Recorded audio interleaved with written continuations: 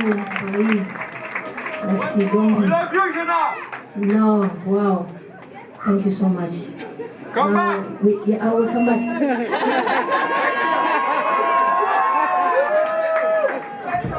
Definitely, I will come back.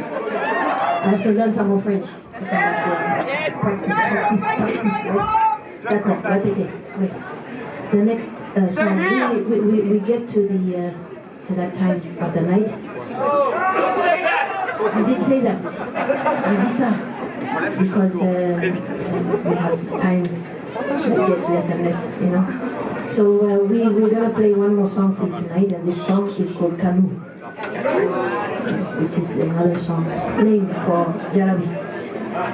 Before I come to that, I'm going to start to talk again. And I won't take long.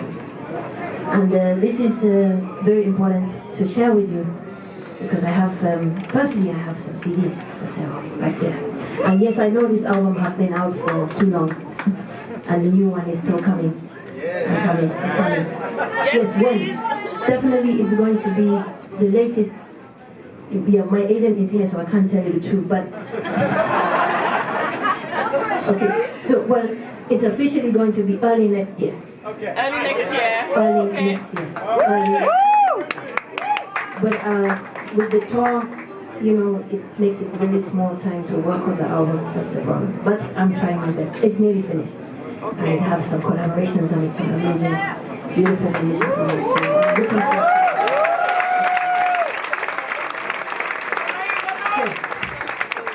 But I do have Fasia again here, but I will sign it after the show.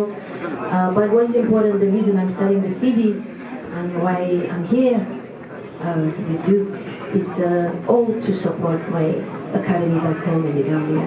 Yeah, we will. Some of you know about this academy, but this is enterprise, and in fact my main vision and my main ambition behind being a musician and getting recognition as a musician is to spread a message, to say something, and something that I also want to inspire other musicians who have a chance to have the honor of people listening to them and looking at them, to actually have something to give, something constructive, something positive, and something that will make positive change somewhere in the world.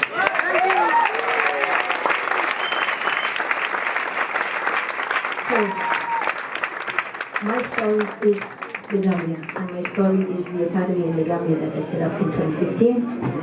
And this is the first institution in the country that teaches academic education for children under the age of 18. But it integrates the culture, the history, and the traditions that belong to them in Africa into the everyday academic education. This is a very, very important thing, because this is not just about my academy.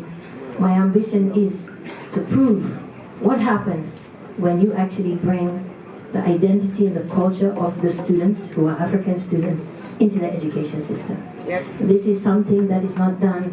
Some of you might not know, but in Africa, most countries in Africa, our education systems are still very much stuck in post-colonial times. It's a big problem.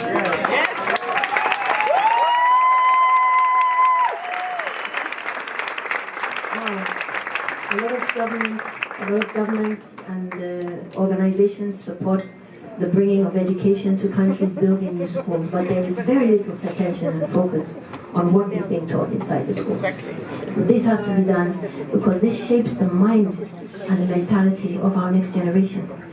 And we cannot be surprised that some of the attitudes and approach to their own traditions and cultures if we don't even respect them ourselves. We have a generation of young children who grow up in Africa who have no idea about African history. Yes! We have a whole generation of young African children who grow up and go to school every day but are not allowed to speak their own language. Still, we have a generation of children who grow up and go to school every day but learn nothing about their culture, nothing about their traditions. They are not even allowed to wear their own clothes. Imagine that happened here in Paris. No. Imagine you are not allowed to speak French in school. You were not allowed to wear your own clothes in school. You were not allowed to learn history of Paris or France or anything to do with your own culture in school. do you think that might have an effect on your mentality? Yes, it will. It will. And this is the reality of every African child who is experiencing this education system still across the whole continent.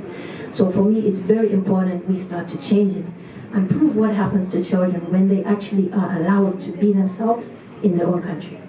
And so this is what I'm doing in my academy, and it's the first in the country to do so. And I'm very proud to say I have 30 young African students who are learning their traditions, learning their culture, able to speak their own language, wear their own clothes, and also are educated in everyday academic education for math, science, English, all the rest, every single day. And it gives them an amazing sense of pride. We used to have so many people come. We do have a lot of visitors from all around the world coming to visit us. And we used to have so much attitude of, we want to come to your country because your country has the hope. We don't have anything here. We have nothing here. Then, after some years, now it's a change. If you come to the academy now, these children will be so proud to show you what they can do. They're so proud to show you what they have and share with you rather than be dependent on you. And this is something I want to see in the kora.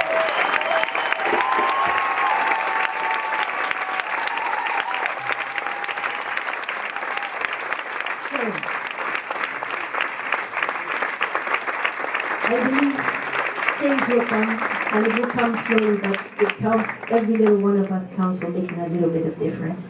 And you, all of you who have supported me up to this time by following me, buying my CDs, you have also been supporting this, and you've been supporting me.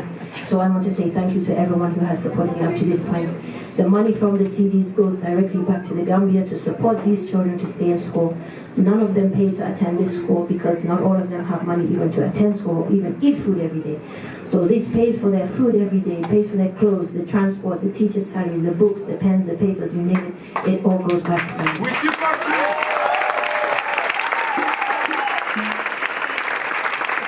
Merci beaucoup à vous. And I hope definitely to be back in Paris once again in the future. And I want to give a big, grand merci à tous. À vous. Merci.